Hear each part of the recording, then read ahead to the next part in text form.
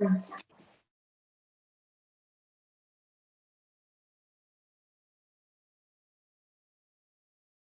está grabando, compañeros. Ok. Hola a Lic Raúl y a todas las personas que nos visualizan en este video tutorial número 3. Somos estudiantes del séptimo semestre de Psicología. Seguimos trabajando lo que es el DSM-5. Joana, Jennifer, Ashley y Keila, integrantes del grupo. Los contenidos que vamos a ver pues son el trastorno bipolar y trastornos relacionados, trastornos depresivos y trastornos de ansiedad. Entonces, esperamos de que les guste bastante la presentación de estos temas. Muy bien, vamos a empezar con el trastorno bipolar 1. El trastorno bipolar es un trastorno que se caracteriza por la presencia de al menos un episodio maníaco definido por un estado de ánimo anormalmente elevado o incluso irritable, acompañado de un aumento de energía y conductas impulsivas. Es un trastorno recurrente que puede afectar significativamente el funcionamiento de la persona y requiere un diagnóstico y tratamientos oportunos. Dentro de las características que vamos a encontrar es el episodio maníaco.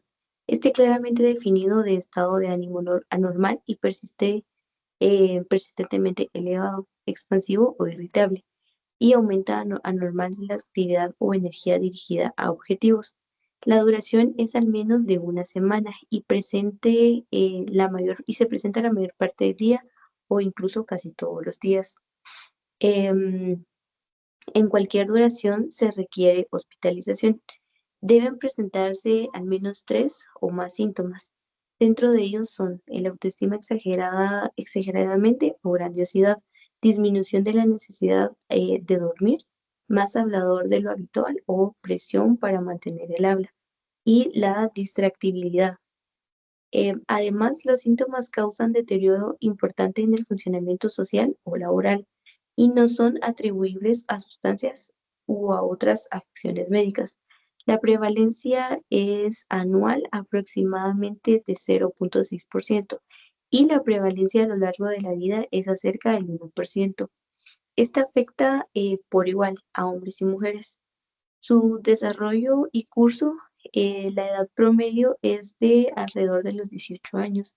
Generalmente es un trastorno recurrente con episodios de manía y depresión a lo largo de la vida.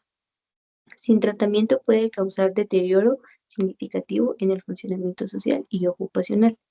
Sus factores de riesgo son antecedentes familiares de trastorno bipolar, estrés psicosocial importante y alteraciones neurobiológicas. Su diagnóstico diferencial es el trastorno bipolar 2, trastorno depresivo mayor, trastorno esquizoafectivo y trastorno por déficit de atención e hiperactividad. Su comorbilidad frecuentemente se presenta junto con el trastorno de ansiedad, los trastornos por consumo de sustancias y el TDAH. Pasamos a ver el trastorno bipolar 2. Ok, entonces vamos a hablar del trastorno bipolar 2. Los criterios principales de este trastorno pues es primero la presencia de episodios hipomaníacos, mayor de 4 días consecutivos. Luego pues tenemos la presencia de episodios depresivos mayores, que igual, mayor a 2 semanas. Y otro de los criterios es que nunca haya habido un episodio maníaco. El episodio hipomaníaco es ánimo elevado, expansivo o irritable. Aumenta el aumento de energía o actividad y cambios observables, pero sin deterioro grave ni hospitalización. En el episodio depresivo mayor encontramos lo que es pérdida, el interés, tristeza, cambios en el sueño, apetitos o energía, dificultad para concentrarse, sentimientos de culpa o inutilidad, y también pues pueden haber ideas de muerte. Características clave de este trastorno pues está el deterioro que se da principalmente pues por la depresión, no por la hipomanía, y su curso es pues recurrente.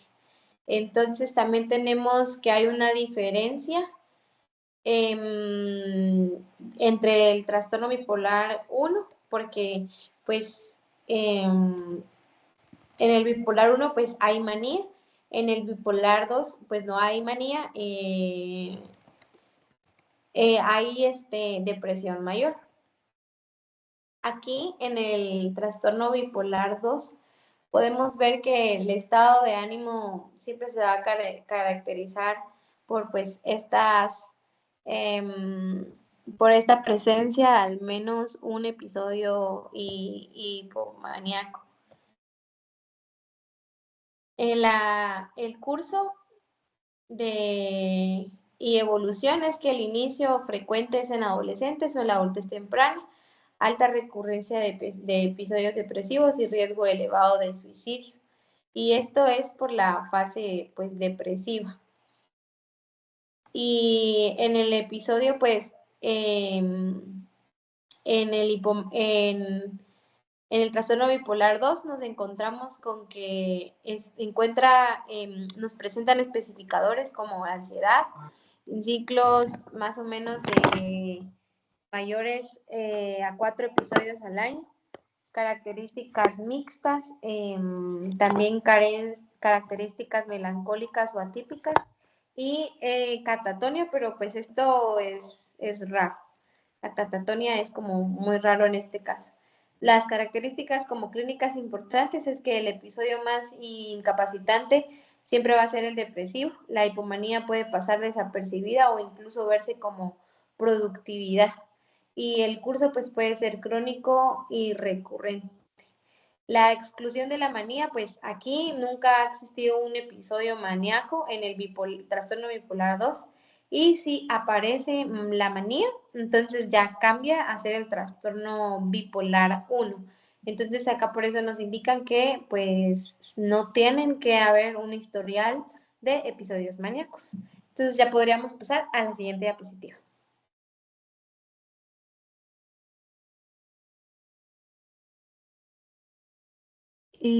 En este caso encontramos lo que es el trastorno ciclotímico, que pues acá en los criterios diagnósticos, pues estos duran al menos 2 años y 1 año en niños y adolescentes.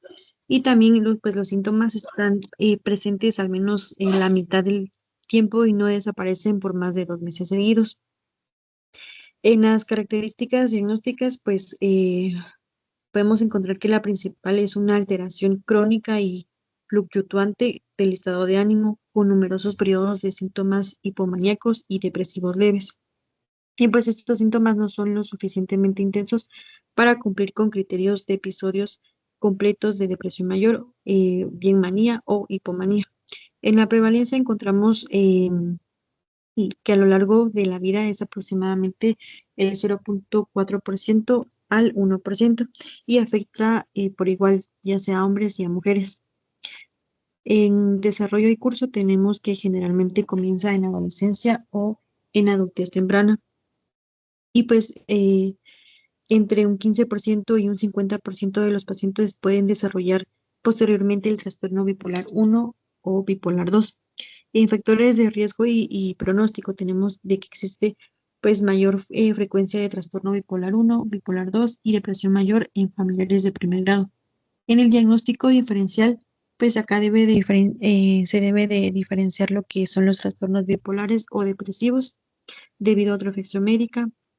Se debe diferenciar lo que es el trastorno bipolar 1 y 2 con ciclos rápidos y el trastorno límite de la personalidad. En comorbilidad tenemos de que es frecuente la presencia del trastorno por consumo de sustancias, trastornos de sueño o bien el trastorno de déficit de atención e hiperactividad. Em, También, siguiente diapositiva, por favor.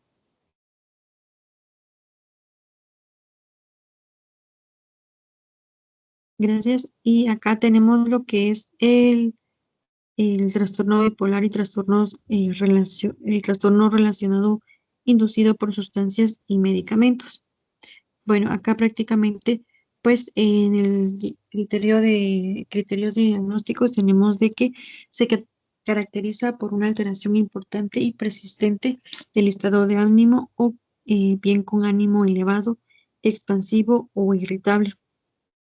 También tenemos de que este trastorno no se explica mejor por un trastorno bipolar independiente y no ocurre exclusivamente durante el delirio y causa malestar clínicamente significativo.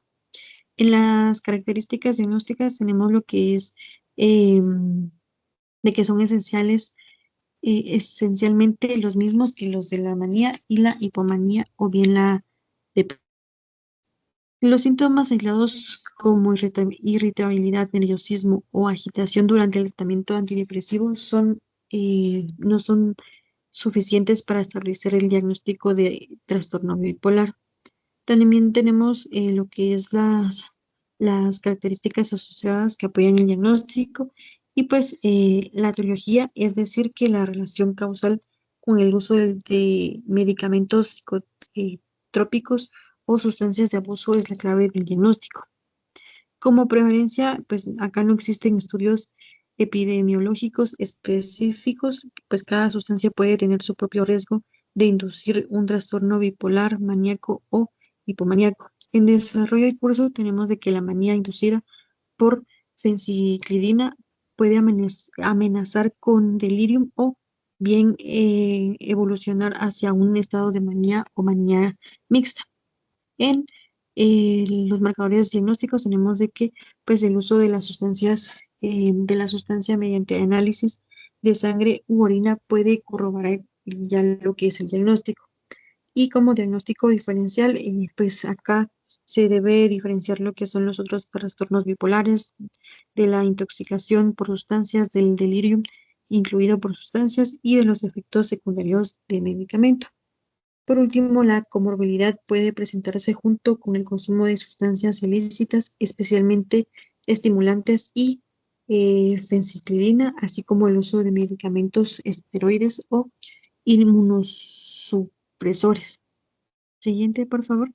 Tenemos lo que es el trastorno bipolar relacionado debido a otra afección médica. Acá, pues, los criterios diagnósticos se caracteriza por un periodo importante y persistente de estado de ánimo anormalmente elevado, expansivo o irritable, acompañado de un aumento normal de la actividad o de la energía.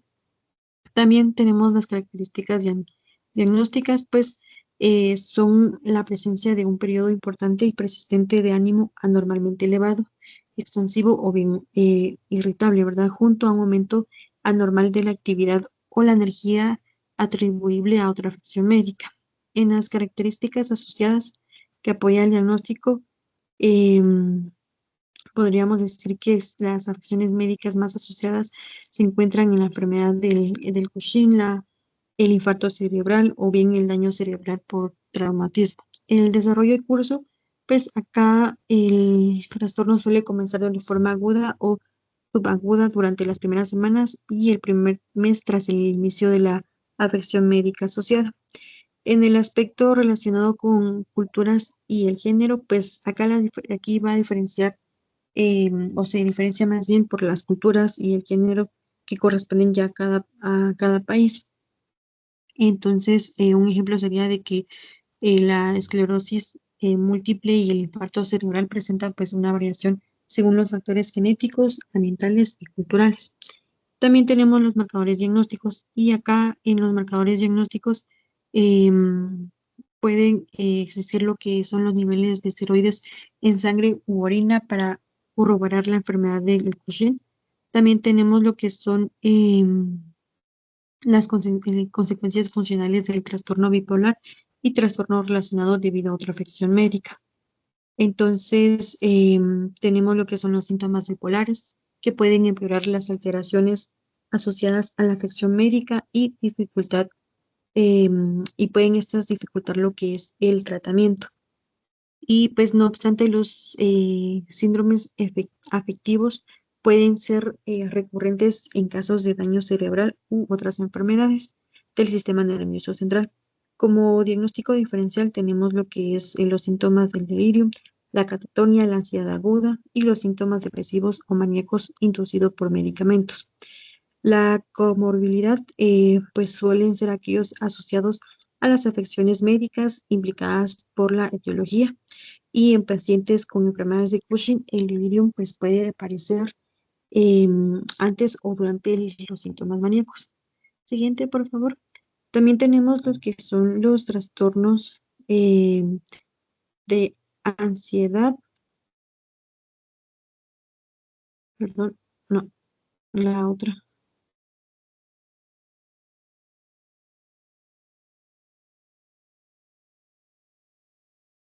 Entonces, le dejo el tiempo a mi siguiente compañera. Gracias.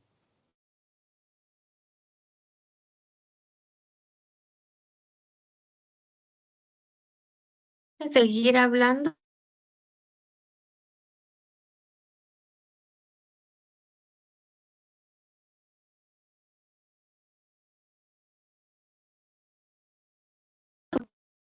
Especificado, que lo encontramos con el código F31.89.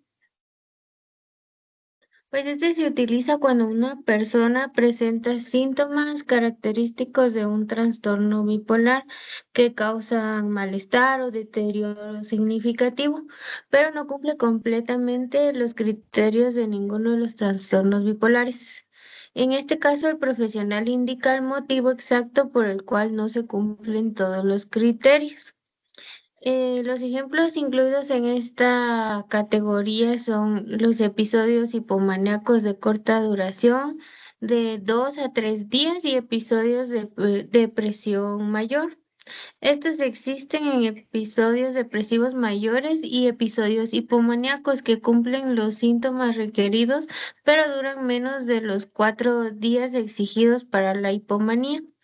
También encontramos los episodios hipomaníacos con síntomas insuficientes y episodios de depresión mayor. La persona presenta depresión mayor y episodios hipomaníacos de duración adecuada, pero con menos síntomas de los necesarios para cumplir todos los criterios. También encontramos el episodio hipomaníaco sin episodio previo de depresión mayor. En estas se presentan uno o más episodios hipomaníacos, pero nunca ha existido un episodio depresivo mayor ni un episodio maníaco. También la ciclotimia de corta duración, que esta se da en menos de 24 meses. Hay múltiples síntomas hipomaníacos y depresivos que no cumplen con los criterios completos de hipomanía o de depresión mayor, con una duración menor a 24 meses en adultos o menor a 12 meses en niños y adolescentes.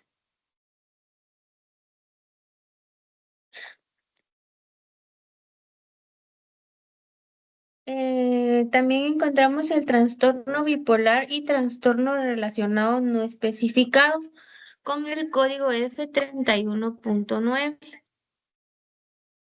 Pues este diagnóstico se utiliza cuando una persona presenta síntomas característicos de los trastornos bipolares y relacionados que provocan un malestar clínicamente significativo o afectan su funcionamiento social, académico, laboral o personal, pero no cumple todos los criterios necesarios para un diagnóstico específico dentro de esta categoría.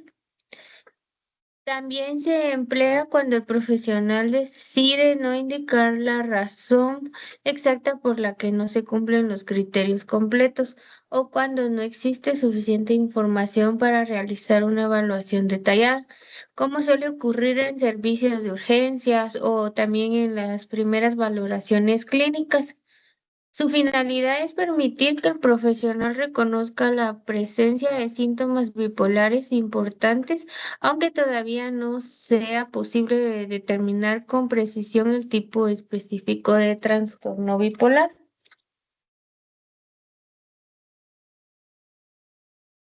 También en el DSM-5 encontramos los especificadores para trastornos bipolares y relacionados. Los especificadores son características adicionales que ayudan a describir mejor la presentación clínica del trastorno, como su gravedad, su evolución y su pronóstico. Número 1 sería con ansiedad. Se utiliza cuando durante la mayoría de los días del episodio actual o más reciente aparecen al menos dos de los siguientes síntomas: nerviosismo o tensión, la inquietud inusual, la dificultad para concentrarse debido a las preocupaciones o también el miedo a que ocurra algo terrible, como también la sensación de perder el control. Dentro de la gravedad, pues encontramos el leve, que se da por dos síntomas, también moderado, que tiene que tener tres síntomas, la moderada grave de 4 a 5 síntomas y la grave de 4 a 5 síntomas acompañados de agitación motora. La importancia clínica de esta es que la ansiedad es muy frecuente en los trastornos bipolares y se asocia con mayor riesgo de suicidio o episodios más prolongados, o también por una peor respuesta al tratamiento o mayor deterioro funcional. Por ello es importante identificarla para evaluar su intensidad.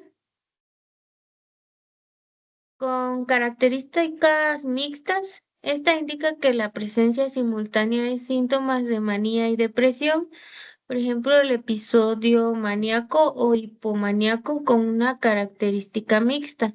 Además de cumplir los criterios de manía o hipomanía, deben aparecer al menos tres síntomas depresivos.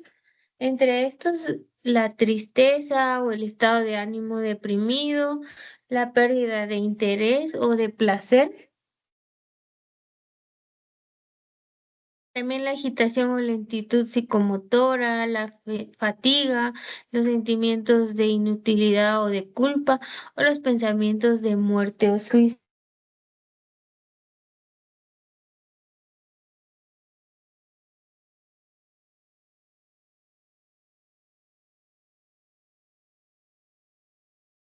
Los criterios de depresión mayor deben aparecer al menos tres síntomas maníacos como el estado de ánimo elevado, el aumento de la autoestima o grandiosidad, hablar más de lo habitual o la fuga de ideas o el incremento de energía, también las conductas impulsivas o riesgosas y también menor necesidad del sueño.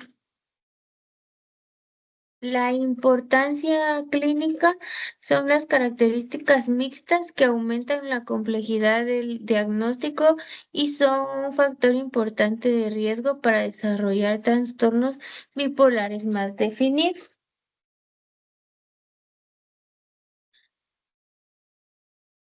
También tiene una importancia clínica con ciclos rápidos. Se aplica cuando la persona ha presentado 4 o más episodios del estado de ánimo durante un año. Los episodios pueden ser maníacos, hipomaníacos, depresivos mayores. También los episodios deben estar separados por remisiones de al menos 2 meses o por un cambio a la polaridad opuesta.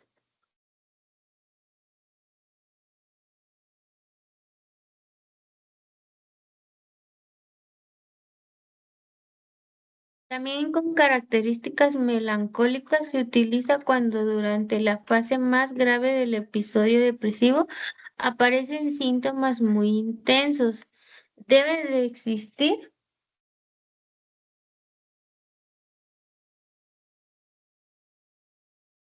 pérdida total o casi total del placer o incapacidad para sentirse mejor ante acontecimientos positivos. Además, al menos de tres de los siguientes características, como la profunda desesperanza, el empeoramiento matutino, el despertar precoz o la agitación o lentitud psicomotora. También la pérdida importante de peso o apetito y la culpa excesiva. Las características principales de son que las personas experimentan una depresión especialmente profunda, intensa y persistente, generalmente asociada a episodios graves y hospitalizaciones. 5, con características atípicas, pues esta se caracteriza por una respuesta emocional positiva ante acontecimientos agradables. En esta debe de existir reactividad del estado de ánimo, además dos o más de ellos, como por ejemplo el aumento del apetito o de peso, la hipersomnia, la sensación de pesadez en brazos y piernas, la sensibilidad extrema al rechazo interpersonal. Y las características principales de esta es que a diferencia de la depresión melancólica, estas personas pueden sentirse temporalmente mejor cuando ocurre algo positivo. En el número 6, con características psicóticas, aparecen delirios, alucinaciones y también los tipos, pues son los congruentes en el estado de ánimo y los no congruentes con el estado de ánimo. Número 7, con catatonia, que se aplica cuando durante gran parte del episodio aparecen síntomas catatónicos y pueden manifestarse mediante inmovilidad, mutismo, posturas extrañas, resistencia al movimiento o conductas motoras anormales. La catatonia es una condición grave que requiere atención inmediata. Y en el número 8, con inicio en el periparto, que esta se utiliza cuando los síntomas comienzan durante el embarazo o también dentro de las primeras 4 semanas después del parto. Sus características pueden acompañarse de ansiedad intensa o también de ataques de pánico y síntomas psicóticos. Esta tiene una importancia clínica ya que representa un riesgo importante para la madre y para el bebé, especialmente cuando existen los síntomas psicóticos.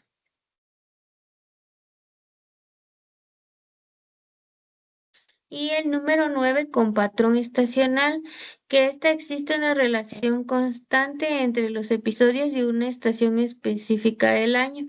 Generalmente los episodios depresivos aparecen en otoño o en invierno o remiten en primavera. Pues esta tiene unos requisitos.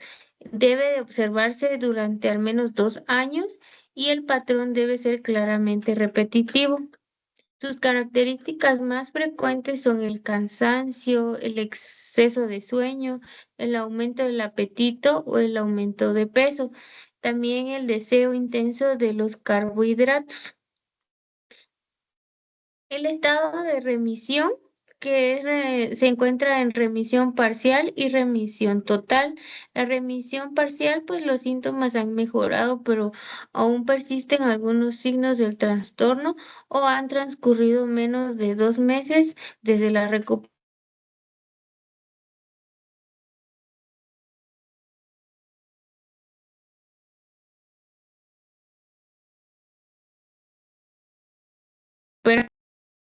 Y grave en leve, pues pocos síntomas adicionales y un malestar manejable.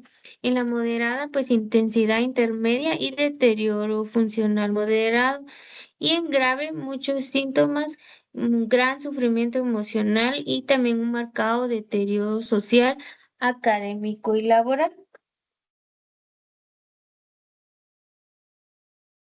Y los especificadores del DSM-5 pues permiten que podamos describir con mayor precisión cómo se manifiesta un trastorno bipolar, pues no cambian el diagnóstico principal, pero sí aporta mucha información fundamental sobre la gravedad, la evolución y también sobre las características clínicas y necesidades de tratamiento de cada paciente.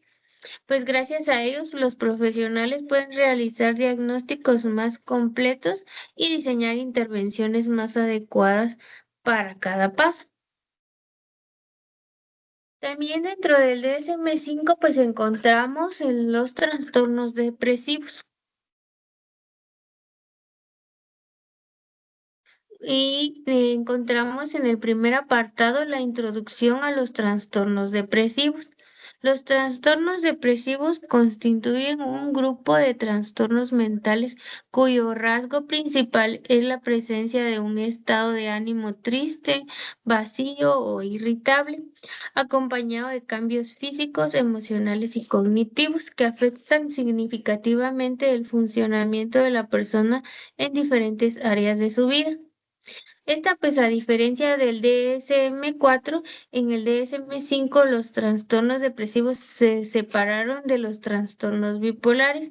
Anteriormente vimos algunos cambios que ha tenido el DSM-5 y este es uno de los cambios importantes, ya que debido a que presentan características clínicas, evolución y tratamientos diferentes. Los trastornos depresivos incluidos en el DSM-5 son el trastorno de desregulación disruptiva del estado de ánimo, el trastorno de depresión mayor, el trastorno depresivo persistente, más conocido como distimia, y el trastorno disfórico premenstrual, trastorno depresivo inducido por sustancias o medicamentos y el trastorno depresivo debido a otra afección médica. El primero, pues, es el trastorno de desregulación disruptiva del estado de ánimo, TDDEA, que se encuentra con el código F34.8. Pues este es un trastorno que aparece en la infancia y se caracteriza por una irritabilidad intensa. También es persistente y crónica. Esta va acompañada de frecuentes explosiones de ira y desproporcionadas a la situación que esté viviendo el individuo. Fue incorporado en el DSM-5 para evitar el sobrediagnóstico de trastorno bipolar en los niños, ya que muchos de estos presentan irritabilidad constante, pero no presentan episodios maníacos. Sus características principales es el acceso de cólera grave y recurrentes, la irritabilidad constante, la frecuencia, la duración. Entre los accesos de cólera graves y recurrentes encontramos que los niños presentan rabietas intensas, gritos, insultos, agresiones físicas y destrucción de objetos. En este episodio, pues son exagerados para la situación que los provoca. Y en la irritabilidad constante, pues es entre los episodios de ira, el niño mantiene mal humor, enojo frecuente, irritabilidad persistente, y este estado es observable por padres, maestros y compañeros. Dentro de la frecuencia, pues los accesos de ira aparecen 3 o más veces por semana y su duración de los síntomas debe mantenerse durante al menos 12 meses, sin periodos de mejorías superiores a 3 meses consecutivos. En los contextos en los que se dan, pues los síntomas deben aparecer en al menos 2 ambientes, por ejemplo, en el hogar, en la escuela o en la relación con otros compañeros o otros niños. Y pues uno de estos debe de ser grave. Luego encontramos pues la edad de inicio y en el DSM-5 pues nos dice de que comienza antes de los 10 años y se diagnostica entre los 6 y los 18 años. Su desarrollo y su evolución, pues los estudios indican que estos niños tienen bajo riesgo de desarrollar trastorno bipolar, tienen alto riesgo de desarrollar depresión mayor y tienen alto riesgo de desarrollar trastornos de ansiedad en adolescencia y adultez. Su diagnóstico diferencial, pues debe diferenciarse del trastorno bipolar.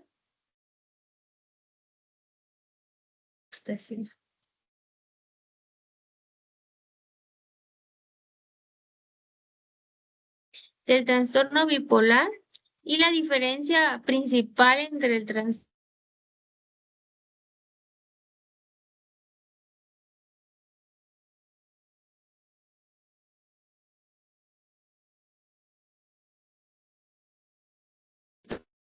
desafiante, pues la diferencia es que presenta más irritabilidad, más alteración emocional, explosiones de ira más severas y en el trastorno explosivo intermitente, el TDDEA, existe irritabilidad permanente entre los episodios.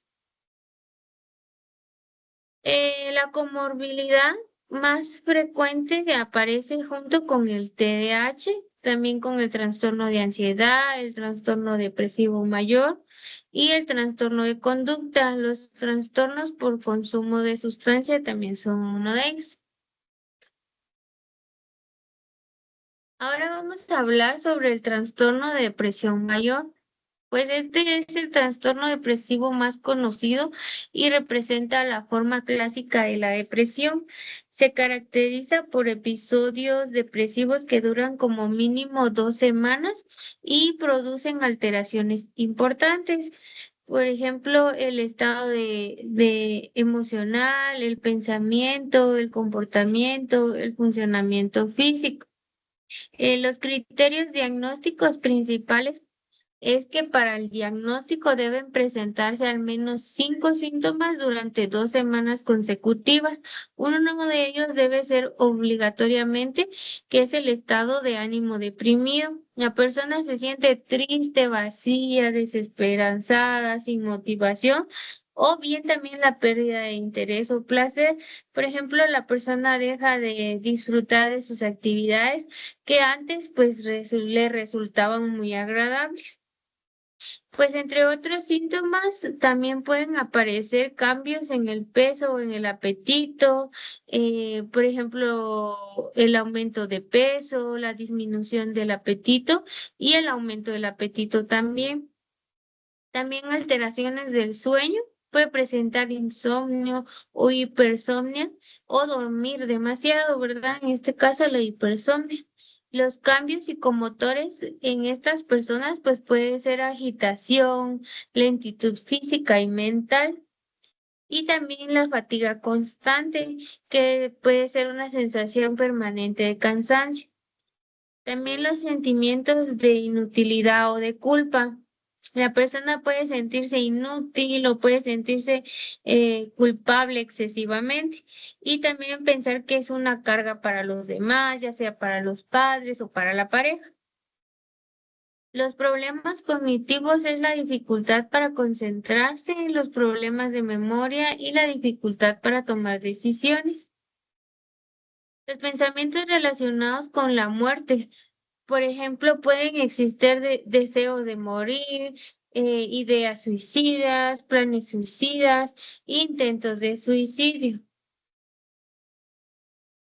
Y dentro de las características clínicas, el trastorno depresivo mayor afecta prácticamente todas las áreas del funcionamiento humano, el área emocional, el área cognitiva y el área física y social.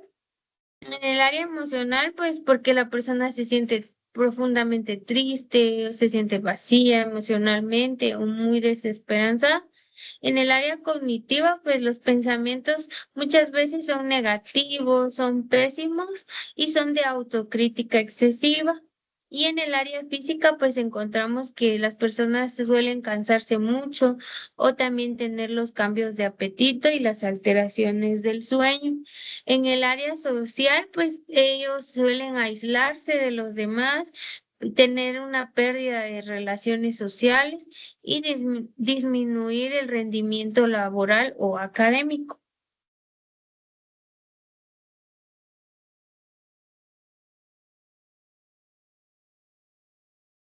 Esta tiene una diferencia entre el duelo y la depresión mayor, el cual nosotros tenemos que diagnosticar bien y ver esa diferencia entre ambos. En el DSM-5 nos señala que no todo duelo es una depresión. En el duelo se predomina la sensación de pérdida. Existen momentos de bienestar y la autoestima suele mantenerse, pero en la depresión mayor la tristeza es muy constante, existe una pérdida de placer y aparecen sentimientos de inutilidad. También son muy frecuentes las ideas suicidas y relacionadas con el propio valor personal. Dentro de los factores de riesgo encontramos los temperamentales, ambientales y genéticos. Los temperamentales son el neuroticismo, la tendencia a experimentar emociones negativas. Dentro de los ambientales está el maltrato infantil, el abandono, las experiencias traumáticas y el estrés prolongado. Y dentro de los genéticos, pues los familiares de primer grado presentan entre 2 y 4 veces más riesgo de desarrollar el trastorno y la heredabilidad aproximadamente es de 40%. La prevalencia de este, pues aproximadamente es el del 7% de la población que presenta depresión mayor cada año. Es más frecuente en mujeres y suele comenzar durante la adolescencia,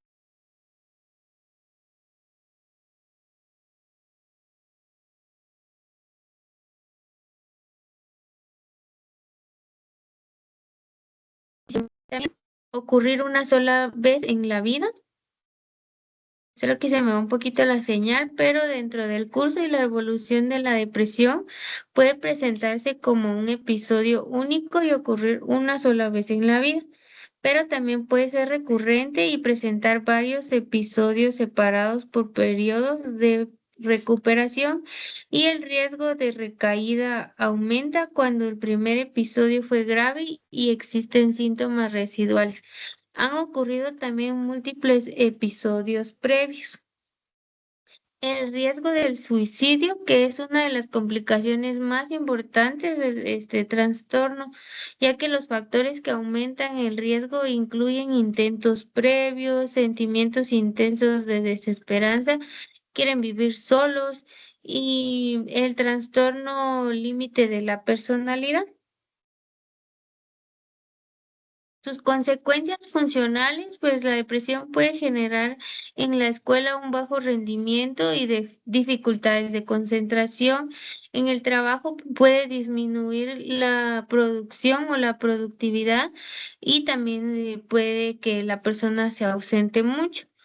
Y en la familia, pues genera conflictos y un aislamiento. Y en la salud física hay mayor dolor físico, peor evolución de enfermedades médicas. La comorbilidad del trastorno depresivo mayor suele coexistir con trastornos de ansiedad, trastorno de pánico, trastorno obsesivo compulsivo y trastorno por consumo de sustancias. También el trastornos alimentarios y trastorno límite de la personalidad. Ahora vamos a hablar del trastorno depresivo persistente, que es más conocido como distimia. En el DSM-5 se lo encontramos con el código F34.1. El trastorno depresivo persistente, pues es un trastorno crónico caracterizado por un estado de ánimo deprimido que permanece durante largos periodos de tiempo. En el DSM-5 se integran dos diagnósticos que antes estaban separados en el DSM-4, el trastorno distímico y el trastorno de depresión mayor crónico. Estas sus características principales es que la persona presenta un estado de ánimo deprimido y la mayor parte del día y durante la mayoría de los días por un periodo mínimo de 2 años en adultos y un año en niños y adolescentes, quienes pueden mostrar irritabilidad en lugar de tristeza. Además, durante este tiempo deben aparecer al menos dos de los siguientes síntomas: poco apetito o sobrealimentación, insomnio o exceso de sueño, fatiga o falta de energía, la baja autoestima.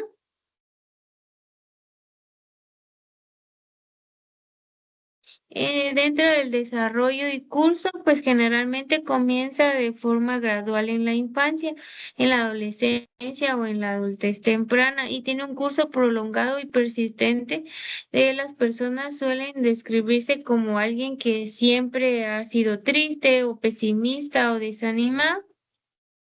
Y cuando el trastorno inicia antes de los 21 años, existe mayor riesgo de trastornos de personalidad, trastornos de ansiedad y consumo o abuso de sustancias.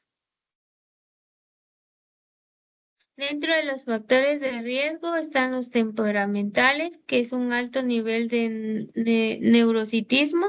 Entre los ambientales, la pérdida o separación de los padres durante la infancia. Y dentro de los genéticos y fisiológicos encontramos que la mayor frecuencia de antecedentes familiares de trastornos depresivos. También las alteraciones en regiones cerebrales relacionadas con la regulación emocional, como la amígdala, el hipocampo y la corteza prefrontal. Las consecuencias funcionales pueden afectar significativamente las relaciones sociales, el desempeño académico y el trabajo o la calidad de vida. El diagnóstico diferencial, pues esta debe diferenciarse del trastorno de depresión mayor, de trastornos psicóticos como la esquizofrenia, el trastorno esquizoafectivo y el trastorno delirante. El trastorno depresivo debido a otra afección médica y también del trastorno depresivo inducido por sustancias o medicamentos y también del trastorno de la personalidad. Esta tiene una comorbilidad que es frecuente y que se presenta junto con trastornos de ansiedad, trastornos por consumo de sustancias y trastorno de personalidad, especialmente de los grupos B y C y de los episodios de depresión mayor.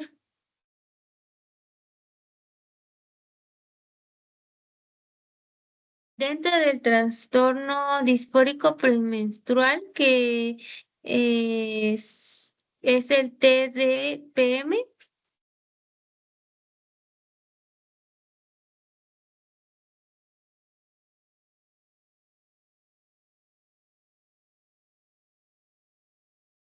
mentales y físicos, que aparecen durante la fase premenstrual y desaparecen poco después del inicio de la menstruación. Las características principales, pues, es que los síntomas aparecen durante la última semana antes de la menstruación. También mejoran pocos días después de comenzar la menstruación y desaparecen o se vuelven mínimos durante la semana posterior. Para el diagnóstico deben presentarse al menos 5 síntomas, incluyendo uno o más de los siguientes síntomas emocionales principales. Cambios bruscos de humor, irritabilidad intensa o enojo, o el estado de ánimo deprimido o de desesperanza. Otro de los síntomas asociados es la disminución del interés en actividades habituales, los problemas de concentración, la fatiga o la falta de energía y los cambios en el apetito. El desarrollo y el curso que nos menciona el DSM-5 es que puede comenzar en cualquier momento después de la primera menstruación. Muchas mujeres reportan empeoramiento de los síntomas cerca de la menopausia o la desaparición de los síntomas después de la menopausia. Los factores de riesgo ambientales pueden ser el estrés, las experiencias traumáticas o factores socioculturales. Dentro de los genéticos y fisiológicos existe la influencia hereditaria y los síntomas premenstruales se estima entre el 30 y el 80%.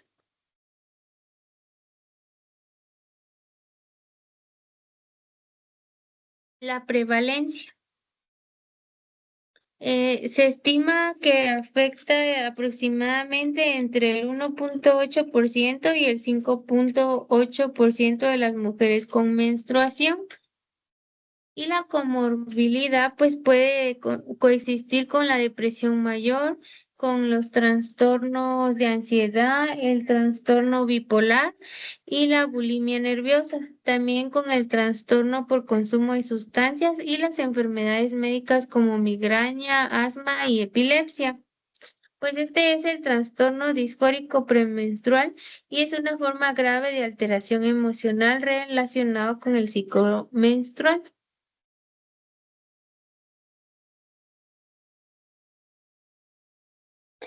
Muchas gracias, Gisela. Entonces continuamos con el trastorno depresivo inducido por una sustancia o medicamento.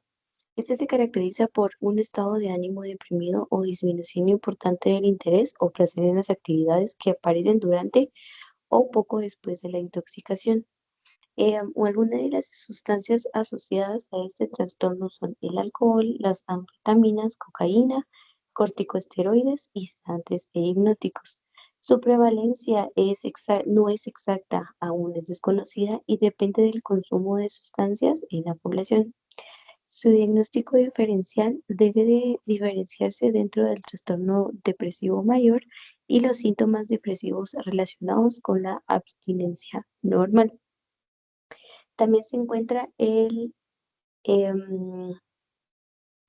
el trastorno depresivo debido a otra afección médica. Sus características son que existe un periodo prominente y persistente de estado de ánimo deprimido o disminución marcada del interés o placer. Dentro de las afecciones asociadas que podemos encontrar es la enfermedad de Parkinson, enfermedad de Huntington, accidente cerebrovascular y esclerosis múltiple. Su prevalencia varía según la enfermedad médica subyacente. Su diagnóstico diferencial indica que debe diferenciarse del trastorno depresivo mayor y del trastorno adaptativo con estado de ánimo deprimido. Otro trastorno depresivo especificado es dentro de sus características diagnósticas, si me puedes cambiar diapositiva, perdona.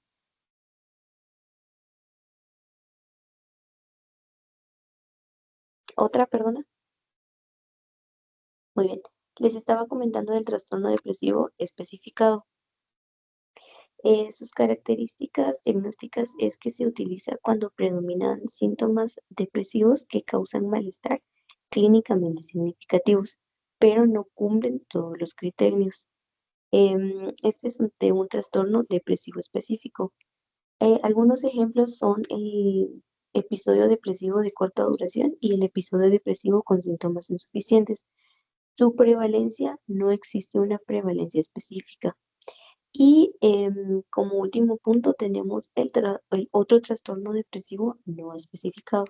Sus criterios diagnósticos es que se utiliza cuando existen síntomas depresivos clínicamente significativos, pero no hay suficiente información para poder realizar un diagnóstico específico o el clínico decide no especificar la razón.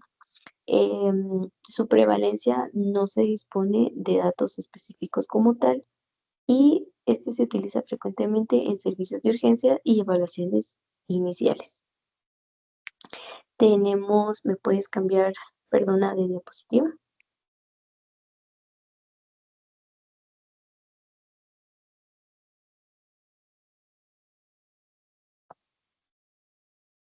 Muy bien. Tenemos también el trastorno de ansiedad por separación. Sus criterios diagnósticos es el miedo o ansiedad excesiva e inapropiada para la edad relacionados con la separación de las figuras de apego. Unos ejemplos que tenemos son el malestar intenso ante la separación, temor o acontecimientos que provoquen separación. La duración es entre niños y adolescentes, mínimo de 4 semanas y en adultos generalmente de 6 meses o más. Su prevalencia aproximadamente es del 4% en niños, cerca del 1.6% en adolescentes y es menos frecuente en adultos. Su diagnóstico diferencial debe diferenciarse del trastorno de ansiedad generalizada, la agorafobia y el trastorno depresivo. Y si me puedes cambiar, perdona, de diapositiva.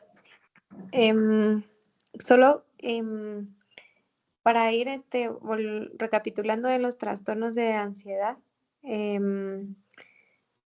si podemos volver a la diapositiva anterior. En la de, ok. Muy bien, gracias, Pamela. En los trastornos de ansiedad por separación, nos encontramos con criterios diagnósticos y aquí podemos ver que se caracteriza por miedo o ansiedad excesiva e inapropiada al desarrollo. Esto se relaciona mucho con la separación de figuras de apego que, que, que se evidencia por por tres o más de los siguientes. Entonces, bueno, nos encontramos con el malestar intenso al anticipar o experimentar separación del hogar o figuras de apego, preocupación persistente por la pérdida, em, también temor excesivo a eventos adversos, resiliencia a salir de casa, escuela, trabajo por miedo a la separación, miedo a estar solo o sin figuras de apego, negativa a dormir fuera o sin estas figuras cerca, pesadillas repetidas sobre la separación, síntomas físicos como dolor de cabeza, también como dolor de estómago, náuseas ante la separación. Aquí, pues la duración debe ser al menos de 4 semanas en niños, adolescentes y generalmente 6 meses en adultos, causando un malestar clínicamente significativo o deterioro emocional. Aquí, pues la característica diagnóstica es la ansiedad excesiva ante la separación. Las características asociadas es el retraimiento social, irritabilidad, dificultades de concentración también. Entonces, pues vemos ahí lo que es el miedo y también vemos que la prevalencia es más frecuente en la infancia, aproximadamente un 4%, un 4% en niños, disminuyendo en la adolescencia y la adultez. Es uno de los trastornos de ansiedad más comunes en menores de 12 años. El desarrollo pues, puede iniciar en la infancia preescolar con fluctuaciones, suele mejorar con la edad, aunque en algunos casos pues, también persisten dentro de la adultez. Los factores del riesgo pues, son ambientales, pérdidas, mudanzas, divorcios, sobreprotección, genéticos también, que puede haber una alta heredabilidad, y fisiológicos. Luego tenemos pues la cultura y género. La expresión del trastorno varía según la cultura, ya que en algunas pues se valora la independencia familiar. No hay grandes diferencias de género en niños, aunque en la población pues general es más frecuente también en mujeres. El riesgo de suicidio puede asociarse a mayor riesgo en intentos de suicidio, especialmente por comorbilidad con otros trastornos. Aquí debe diferenciarse de los trastornos de ansiedad generalizada, preocupación no centrada en separación, agorafobia, el TPT, centrado en el trauma, fobia social, trastornos de pánico, trastornos psicóticos y depresión. La comorbilidad, pues frecuentemente con fobia específica, ansiedad generalizada, trastorno de pánico. Luego, pues ya nos encontramos con el mutismo selectivo, que aquí vemos que los criterios diagnósticos son incapacidad persistente para hablar, infieren el funcionamiento académico, social o laboral, y la duración mínima es de 1 mes. No se debe a la falta de conocimiento del lenguaje, no se explica, no se explica por trastornos psicóticos. Las características diagnósticas, pues el niño no inicia ni responde verbalmente en contextos sociales específicos, aunque tiene la capacidad de hablar, se asocia fuertemente a ansiedad social. Las características asociadas pues, son la timidez extrema, el aislamiento social, la conducta dependiente, el negativismo, el aferramiento a figuras de seguridad y uso de comunicación no verbal. La prevalencia es de un 3% a un 1% sin diferencias claras por género. El desarrollo y curso, pues el inicio típico antes de los 5 años, aunque igual se detecta más en la etapa escolar, el curso es variable, algunos casos pues remiten, otros son persistentes y se asocian ya a la ansiedad social. Los factores de riesgo son temperamentales, inhibición conductual y neuroticismo. También ambientales, que es la sobreprotección parental, genéticos, que es la posible vulnerabilidad compartida con la ansiedad social. Luego, pues ya tenemos lo que es la comorbilidad, que es una alta comorbilidad con ansiedad social, y pues por separación a fobia específica. Luego tenemos la fobia específica. Criterios diagnósticos: encontramos el miedo, ansiedad, encontramos el miedo o ansiedad intensa ante un objeto o situación específica, la respuesta inmediata a la ansiedad, evitación activa del estímulo, miedo desproporcionado al peligro real, y esta es una duración pues de 6 meses. El deterioro significativo en lo social. Tenemos también que no es explicado por otros trastornos. En las características diagnósticas, nos toca vemos realmente lo que es el núcleo, y es el miedo intenso, específico y persistente. Entonces, luego vemos lo que son las características asociadas, que es la activación fisiológica intensa. La prevalencia es de un 7 a 9% anual en adultos, es mucho más frecuente en mujeres, y su inicio habitual es en la infancia o en la adolescencia. El curso, pues el inicio típico es antes de los 10 años y puede surgir tras experiencias traumáticas o aprendizaje vicario. Los factores de riesgos, pues igual, aquí podemos ver que está el neurotismo, la inhibición conductual, ambientales, traumas, sobreprotección, aprendizaje. Los genéticos, pues la susceptibilidad a tipos específicos de fobia. Cultura y género. Vemos la prevalencia y tipo de fobias. Según pues la cultura, algunas fobias son más comunes en mujeres, animales y el entorno natural. Tenemos la comorbilidad, que aquí vemos que es alta, con otros trastornos de ansiedad, depresión, consumo de sustancias y trastornos de personalidad. Si después de esto tenemos, si podemos cambiar de diapositiva.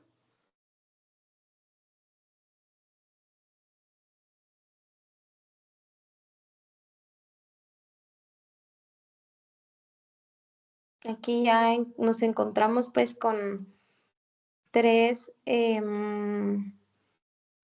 partes que son importantes: el trastorno de ansiedad social. Y en el trastorno de ansiedad social vemos los criterios diagnósticos, que es miedo o ansiedad intensa, temor a la evaluación negativa, respuesta casi siempre ansiosa, evitación o resistencia, la desproporción del miedo, la duración. Aquí vemos en la duración que persiste 6 meses o más, un malestar o deterioro no atribuible a sustancias o enfermedades médicas y no es explicado por otro trastorno. Aquí no se debe a otros trastornos. Si existe otra condición médica, pues es el miedo, que claramente es excesivo, pero no se relaciona con una enfermedad. El especificador, pues es que es solo actuación. El miedo se limita exclusivamente por a hablar o actuar en público. Sus características principales son el miedo, ansiedad, evitación. También pueden haber síntomas físicos como el rubor, temblor y sudoración, bloqueo al hablar. En niños el llanto, inmovilidad, el aferramiento o incapacidad. Luego tenemos el curso y desarrollo, que pues inicia normalmente en los 13 años. Puede empezar tras experiencias humillantes o estrés social, tiende a ser persistente si no se trata. Y en adultos mayores puede disminuir la intensidad. Sus consecuencias son el deterioro académico, aislamiento social, problemas de relaciones afectivas y evitación de oportunidades. El diagnóstico diferencial normalmente es la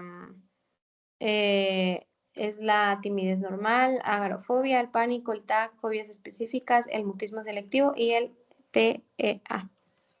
Luego tenemos el trastorno de pánico, pues aquí igual encontramos sus criterios. Son ataques de pánico recurrentes. Un ataque de pánico es un episodio de miedo o malestar intenso que alcanza su máximo en minutos con 4 o más síntomas. Tiene 13 síntomas. Aquí vemos palpitaciones, o taquicardia, sudoración, temblor, disnea, sensación de atragantarse, dolor o molestia en el pecho. También están las náuseas o malestar abdominal, mareo, inestabilidad o desmayo, escalofríos, calor, parestesis, desrealización o despersonalización, miedo a perder el control o volverse loco y miedo a morir. También nos encontramos con el criterio B, que al menos un mes después del ataque vemos la preocupación persistente y el cambio conductual desadaptativo. Vemos que no se debe a sustancias y tampoco a enfermedades médicas. No se explica mejor por otros trastornos, o sea, es un trastorno que no se puede explicar por fobia social, por fobia específica, ni ninguno de ellos. Las características diagnósticas claves podemos ver que son ataques inesperados, pueden ser completos con mayores a 4 síntomas o limitados a menor de 4 síntomas. Puede haber ataques nocturnos, mucha preocupación, conductas de evitación y temor a la enfermedad. El curso, pues su inicio típico es de 20 a 24 años. Es un curso crónico con fluctuaciones y puede tener remisiones y recaídas. Sus factores de riesgo pueden ser neurotismo y sensibilidad a la ansiedad, en estrés previo, maltrato infantil, el tabaquismo. La cultura de género, pues aquí vemos que es más frecuente en mujeres. Sus síntomas pueden variar según la cultura y sus diferencias aparecen desde la adolescencia. El diagnóstico diferencial es ansiedad social, fobia específica, el TPT, el TOC, ansiedad generalizada con enfermedades médicas o sustancias. La comorbilidad frecuente, pues frecuente con depresión mayor, agorafobia, otros trastornos de ansiedad, consumo de sustancias y enfermedades médicas. Y para ir finalizando, pues también tenemos el especificador del ataque de pánico. Los síntomas no presentan como con el propósito de identificar un ataque de pánico, sino que, sin embargo, el ataque de pánico no es un trastorno mental, y no se puede codificar. Puede aparecer en trastornos de ansiedad, depresivos, en el DPT, en trastornos de consumo de sustancias, en enfermedades médicas, y por eso se usa como especificador. Un ejemplo es el trastorno de estrés postraumático con ataques de pánico. Entonces, en el ataque de pánico vemos que el ataque ya está incluido en los criterios, por lo tanto no se usa como especificador. Vemos que el ataque de pánico se centra en la aparición súbita de miedo intenso, malestar. Tiene igual 13 síntomas físicos que ya fueron mencionados. Solo se agregaría pues a estos los síntomas cognitivos, que son miedo a perder el control, a volverse loco y miedo a morir. Pueden tener síntomas culturales, pero estos no cuentan como un criterio. El inicio es brusco, con miedo o malestar intenso, pico máximo en minutos, y se diferencia de la ansiedad por la intensidad. Entonces, su evolución puede surgir desde la calma o la ansiedad, puede volver a la calma y cumple con, por lo menos, o sea, debe cumplir al menos con 4 síntomas. Y la prevalencia, pues, es del 2% anual, más en hombres que en mujeres. En la infancia es raro. En la edad inicia pues más o menos de los 22 a 23 años, en niños es muy poco frecuente. Igual sus riesgos son el neurotismo, sensibilidad a la ansiedad. Sí pueden cambiar los síntomas por la cultura, pero es importante que los síntomas culturales no cuentan como un criterio diagnóstico. Es más frecuente en mujeres, pero los síntomas no difieren entre sexos. La comorbilidad, pues, es trastornos de ansiedad, depresión mayor, trastorno bipolar y trastornos por consumo de sustancias y trastornos de control de impulsos. Y eso sería lo que tenemos en esta diapositiva. Podemos cambiar y le dejo el tiempo a mi compañera. Muy bien, gracias. Entonces yo voy a hablar sobre el trastorno de ansiedad inducido por sustancias o medicamentos. Y los criterios diagnósticos, pues la característica principal es que los ataques de pánico o la ansiedad predominan en el cuadro clínico, y para ello debe de existir lo que es de que los síntomas aparecieron durante o poco después de la intoxicación, la abstinencia o la exposición a un medicamento. La sustancia o medicamento consumido puede producir síntomas de ansiedad. Entonces acá pues se realizará únicamente el diagnóstico cuando los síntomas de ansiedad son lo suficientemente graves como para poder recurrir a atención clínica dependiente. Luego tenemos lo que es el procedimiento de registro, que pues acá el trastorno se nombra según la sustancia o medicamento responsable de los síntomas. Un ejemplo podría ser el trastorno de ansiedad inducido por cocaína, por alcohol o bien por medicamentos. Esto va a variar eh, y van a intervenir según varias sustancias. Están las características diagnósticas, que en este caso pues es la presencia de síntomas predominantes de la ansiedad o de pánico provocados por los efectos fisiológicos de una sustancia, medicamento o toxina. Estos síntomas pues aparecen durante o poco después de la intoxicación, la abstinencia o bien la exposición de un medicamento. También tenemos lo que es las características asociadas que apoyan el diagnóstico y pues estas pueden producir lo que es ansiedad o pánico y las cuales pues son el alcohol, la cafeína, algunos inhalantes o algunos estimulantes como cocaína o anfetaminas. También puede pues la ansiedad puede aparecer durante la abstinencia, que es respecto al alcohol, los sedantes y los estimulantes. También tenemos lo que son pues algunas toxinas que pueden producir ansiedad, como metales pesados, los insecticidas, los gases tóxicos o las sustancias butátiles, perdón. También tenemos lo que es la prevalencia.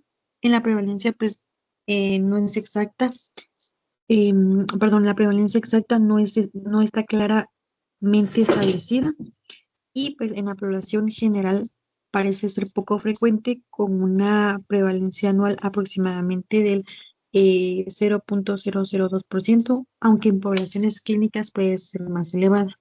Como marcadores diagnósticos tenemos los análisis de laboratorio, especialmente los estudios toxicológicos en orina, y pues pueden ayudar a identificar la presentación de sustancias relacionadas con los síntomas. Y pues como diagnóstico diferencial tenemos lo que es la intoxicación o bien la abstinencia de sustancias, el trastorno de ansiedad no inducidos por sustancias. Tenemos lo que son los deliriums, el trastorno de ansiedad debido a otra afección médica. Siguiente, por favor. También tenemos como siguiente punto lo que es el trastorno de ansiedad debido a otra afección médica, pues son los criterios diagnósticos. Para ellos pues debe de predominar los ataques de pánico o la ansiedad. No se explica mejor por otro trastorno mental, no ocurre exclusivamente durante un delirio y pues produce malestar significativo o un deterioro en áreas importantes de la vida de la persona. Las características diagnósticas pues se considera consecuencia directa de una enfermedad física. El diagnóstico requiere demostrar una relación entre la afección médica y los síntomas de ansiedad, descartando todos los trastornos mentales. Y la ansiedad suele presentar síntomas físicos predominantes como sensaciones de falta de aire. Las características asociadas son, pues, con frecuencia, pues, pueden causar lo que son ansiedad, ¿verdad? Puede causar ansiedad y ellas influyen las endocrinas, las cardiovasculares, las respiratorias, las metabólicas y las neurológicas. En prevalencia encontramos de que, pues, no se conoce con exactitud. Es frecuente encontrar síntomas de ansiedad en personas con enfermedades como asma, hipertensión, úlceras o bien artritis. El desarrollo y curso. Pues la evaluación del trastorno depende de la enfermedad que lo origina. No incluye los trastornos de ansiedad primarios que aparecen como reacción emocional a una enfermedad crónica. Tenemos los marcadores diagnósticos y para ello se requieren exámenes médicos y pruebas de laboratorio. En el diagnóstico diferencial debe diferenciarse lo que es el delirium, los trastornos de ansiedad inducidos por sustancias o medicamentos, o bien el trastorno de ansiedad primario como ansiedad generalizada o trastorno de pánico. Luego tenemos, eh, siguiente por favor, el trastorno de ansiedad especificado. Siguiente diapositiva, por favor.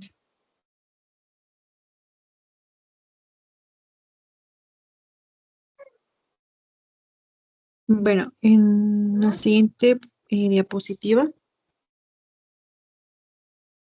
tenemos lo que es otro trastorno de ansiedad especificado. Pues acá, sí, así, ajá. Perdón. Acá, pues, en esta categoría se aplica a presentaciones en las que predominan los síntomas característicos de un trastorno de ansiedad que causa malestar clínicamente significativo o deterioro en lo social, laboral u otras áreas importantes del funcionamiento, pero no cumplen todos los criterios de ninguno de los trastornos de la categoría diagnóstica de los trastornos de ansiedad.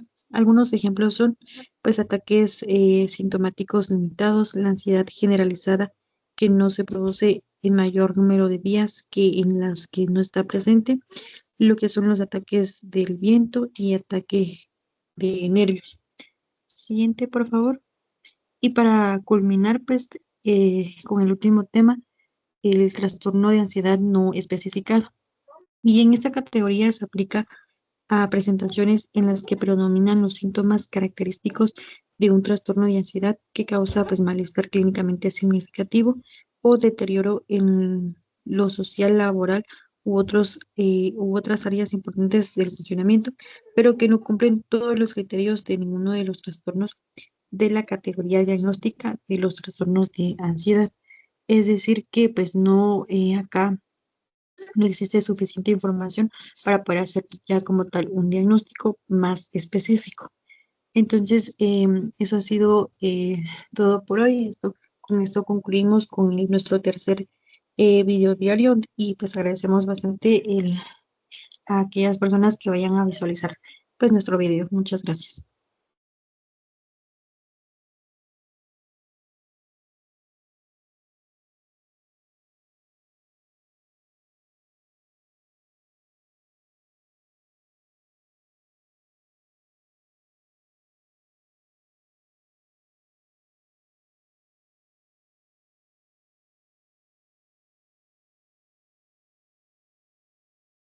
Bueno, feliz noche.